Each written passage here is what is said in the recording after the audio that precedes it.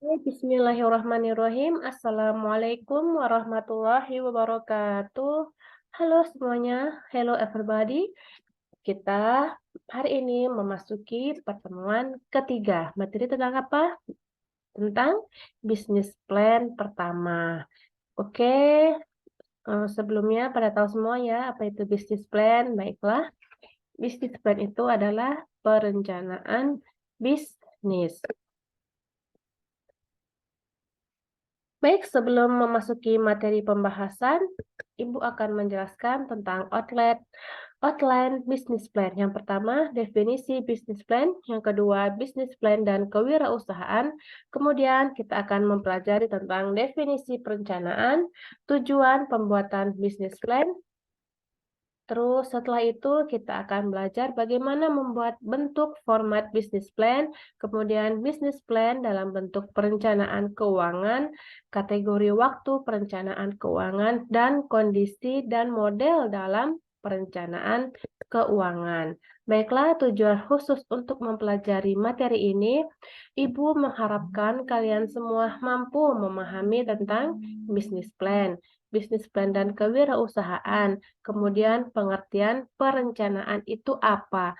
Kemudian tujuan pembuatan bisnis plan, bentuk format penyusunan bisnis plan, kemudian kalian memahami apa itu pengertian dan tujuan time schedule, kemudian mampu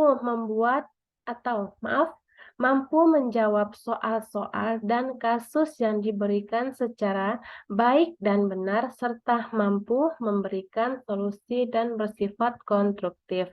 Baiklah, untuk mampu menjawab soal-soal ini akan Ibu berikan di pertemuan selanjutnya. Baiklah, kita masuk materi pembahasan untuk hari ini, yaitu tentang definisi bisnis plan.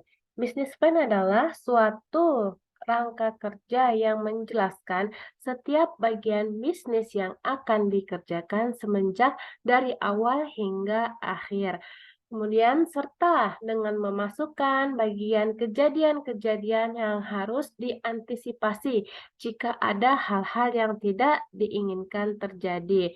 Sehingga sebuah bisnis plan dibuat dengan mengacu pada kondisi-kondisi yang dianggap realistis atau layak untuk diterapkan. Jadi, untuk membangun dan mengembangkan suatu usaha yang baik, dibutuhkannya yaitu bisnis plan atau perencanaan bisnis yang matang. Dalam ilmu manajemen disebutkan bahwa perencanaan merupakan dasar pijakan dari langkah-langkah selanjutnya. Kualitas pekerjaan sangat dipengaruhi oleh kualitas perencanaan yang dibangun. Dengan beberapa bukti nyata telah memperlihatkan bahwa perusahaan yang tumbuh menjadi besar hingga bersifat multinasional terjadi karena bagus, sistematis, dan komprehensif perencanaan yang dibangun. Sehingga wajar kenapa jika seorang wirausahawan sebaiknya paham tentang konsep bisnis plan. Nah, kalian ini adalah calon-calon wirausahawan. Nah, sebelum kalian terjun menjadi seorang wirausahawan, Ibu harap kalian sudah mempersiapkan bisnis plan dengan kelompok-kelompok yang ada ya. Jadi, setelah pertemuan ini, Ibu harapkan kalian membuat rancangan bisnis plan. Karena apa? Sebuah bisnis plan yang baik sebaiknya dibuat hasil diskusi dengan berbagai pihak yang memiliki latar belakang keahlian dalam bidang suatu tersebut. Dengan tujuan apa? Agar hasil pembuatan bisnis plan memiliki nilai pertanggungjawaban yang bisa dipertanggungjawabkan secara jangka panjang. Nah, kenapa Ibu tujuannya kalian survei untuk belajar pada para ahli gimana kalian ingin membentuk suatu usaha, sebelumnya kalian harus merancang dengan perencanaan bisnis plan. Baiklah, selanjutnya adalah bisnis plan dan kewirausahaan. Untuk memiliki sebuah bisnis biasa yang berkualitas dan bernilai saing tinggi di pasaran, maka bisnis tersebut sebaiknya dibangun dengan apa? Dengan perencanaan yang matang. Salah satu mekanisme untuk membangun perencanaan bisnis yang matang adalah dengan memiliki bisnis plan. Perencanaan wirausahawan sejati diajarkan untuk memiliki konsep terhadap suatu keputusan yang dilakukan. Artinya, setiap keputusan tidak dilakukan atas dasar semaunya saja, namun memiliki dasar pemikiran apa, kenapa ia melakukan semua itu, sebab yang menjadi alasan tergambarkan dan terjelaskan atau terjawab dalam sebuah bisnis plan. Jadi seorang wirausahawan itu baik harusnya apa? Memiliki bisnis plan atau perencanaan bisnis. Baiklah, selanjutnya adalah definisi perencanaan. Nah, di sini kalian bisa baca ya, ada beberapa para ahli yang mendefinisikan tentang perencanaan. Next, kedudukan perencanaan dalam ilmu manajemen. Nah, kita lihat ya alur-alur ini. Yang pertama adalah ilmu manajemen, kemudian yang tengahnya adalah gambar fungsi manajemen. Yang pertama perencanaan, kedua pemimpinan, ketiga pengendalian, kemudian yang keempat pengorganisasian. Yang dimana tujuannya yang diharapkan oleh suatu organisasi atau suatu perusahaan. Nah, dari gambar di atas kita bisa melihat bahwa perencanaan menempati posisi utama atas teratas dari fungsi manajemen lainnya. Tanpa ada perencanaan yang baik, maka tujuan yang diharapkan sulit untuk diwujudkan. Kemudian tujuan pembuatan bisnis plan. Tujuannya adalah beberapa ini, kita bisa lihat ya, kita bisa baca tujuan mempersiapkan bisnis plan. Yang pertama apa? Bisnis merupakan satu blueprint yang akan diikuti dalam operasional bisnis. Ada yang tahu apa yang dimaksud blueprint di sini? Ini untuk menolong kalian tetap kreatif, konsentrasi pada tujuan yang ditetapkan. Jadi kalian harus membuat blueprint atau suatu not besar ya untuk merencanakan bisnis kalian. Yang kedua, alat untuk mencari dana. Sehingga kalian bisa berhasil untuk menjalankan bisnis kalian nanti. Yang ketiga adalah alat komunikasi untuk menarik orang lain, pemasok, konsumen, atau penyandang dana. Dengan adanya bisnis plan, membuat kalian mengerti tujuan dan cara operasional bisnis. Kemudian, sebagai manajer, karena dapat mengetahui langkah praktis menghadapi dunia persaingan, membuat promosi sehingga lebih efektif. Yang terakhir yaitu membuat pengawasan lebih mudah dalam operasional. Apakah mengikuti atau sesuai dengan rencana atau tidak. Jadi, untuk wirausahawan baru, rencana bisnis yang ditulis dengan baik adalah resep yang sangat penting untuk keberhasilan bisnis. Baiklah, untuk wirausahawan baru, nah kalian termasuk kategori wirausahawan baru ya. Rencana bisnis yang ditulis dengan baik adalah yang Ibu jelaskan resep yang sangat penting untuk keberhasilan bisnis. Karena kenapa? Rencana bisnis memungkinkan wirausahawan seperti kalian ini untuk mengganti asumsi yang kadang-kadang salah dengan fakta-fakta sebelum mengambil keputusan untuk terjun ke bisnis. Mungkin ada ya kelas-kelas sebelumnya yang udah Ibu suruh membuat bisnis plan. Nah, kalian bisa membandingkan bagaimana kalian memiliki usaha dengan memiliki rencana bisnis atau dengan tidak memiliki rencana bisnis. Proses perencanaan ini memaksa kalian ya sebagai calon wirausahawan untuk bertanya dan kemudian menjawab berbagai pertanyaan yang sukar, menentang, dan genting. Dengan menjawab berbagai pertanyaan penting tersebut, maka diharapkan akan tersusunnya bisnis plan yang baik dan terhindar dari bisnis plan yang kurang baik karena ada banyak dampak positif dan dampak negatif dari penyusunan bisnis plan. Seperti apa? Seperti dampak negatif dari bisnis plan yang kurang baik karena tentunya setiap wirausahawan pasti akan selalu menghindari terjadinya masalah atau kegagalan usaha di kemudian hari. Kemudian, nih, Ibu akan menjelaskan bisnis plan yang kurang baik itu seperti apa, yang menyebabkan kegagalan di kemudian hari karena beberapa faktor. Yang pertama, tujuan yang ditetapkan oleh pengusaha kurang yang masuk akal. Pengusaha kurang memiliki tanggung jawab. Yang kedua, pengusaha tidak memiliki pengalaman dalam perencanaan bisnis. Yang ketiga, pengusaha tidak dapat menangkap ancaman dan kelemahan bisnisnya sendiri. Yang terakhir, konsumen tidak mengharapkan adanya barang dan jasa yang ditawarkan perusahaan atau yang kalian tawarkan. Baiklah, di sini Ibu akan menjelaskan bentuk format pembuatan bisnis plan. Yang pertama adalah cover judul. Kemudian latar belakang bisnis yang kalian buat. Kemudian deskripsikan tentang bisnis apa yang akan dilakukan.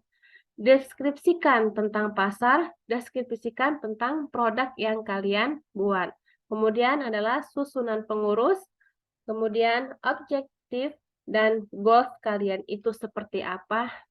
Yang paling penting adalah gambaran keuangan dan lampiran. Dalam bisnis dalam bentuk perencanaan keuangan. Yang terpenting dalam bisnis adalah apa? Perencanaan keuangan. Jadi setiap kelompok atau bagian orang dari kelompok itu harus juga merencanakan keuangan. Karena apa? Sering kegagalan usaha disebabkan ketidakmampuan dalam mengelola dan khususnya merencanakan keuangan. Baiklah, perencanaan keuangan ini apa? Perencanaan keuangan adalah suatu ilmu yang menempatkan kajian tentang keuangan dengan menempatkan bagian atribut keuangan secara konsep dan sistematis, baik secara jangka pendek maupun jangka panjang. Baik, dalam konsep itu jangka pendek dalam waktu 1 tahun atau 12 bulan, kalau jangka panjang 2 sampai 5 tahun, bahkan ada yang berpendapat 5 tahun ke atas. Baiklah, di sini adalah kategori waktu perencanaan keuangan. Dalam merencanakan keuangan, secara umum ada 3 bentuk kategori waktu perencanaan keuangan, yaitu yang pertama, perencanaan keuangan jangka pendek. Bagaimana perencanaan uang jangka pendek di sini? Perencanaan keuangan dibuat untuk jangka waktu selama 1 tahun atau 12 bulan. Kemudian, perencanaan keuangan jangka menengah. Di sini, perencanaan keuangan yang dibuat 1 hingga 5 tahun. Perencanaan jangka menengah dimulai saat keputusan mengenai kapasitas jangka panjang yang telah dibuat. Oke, yang terakhir, perencanaan keuangan jangka panjang. Di sini, perencanaan keuangan dibuat dalam waktu 5 tahun, bahkan biasanya 10 hingga 15 tahun. Namun, ada juga beberapa perusahaan multinasional yang membuat 25 tahun hingga 30 tahun. Bahkan ada beberapa perusahaan yang membuat lebih lama panjang waktunya. Jadi, suatu perencanaan keuangan yang dibuat dalam periode panjang bertujuan untuk apa? Untuk memastikan suatu perusahaan bisa mengkonsep stabilitas penjualan, ekspansi, serta inovasi produk secara sustainable atau berkelanjutan. Konsep bisnis kelanjutan adalah banyak diterapkan oleh multinational corporation yang dimana perusahaan multinasional ini adalah perusahaan yang kantor induknya berada di negara asal, namun memiliki kantor cabang di berbagai negara. Contohnya apa? ExxonMobil, Chevron, Freeport, Total Finance, dan lainnya.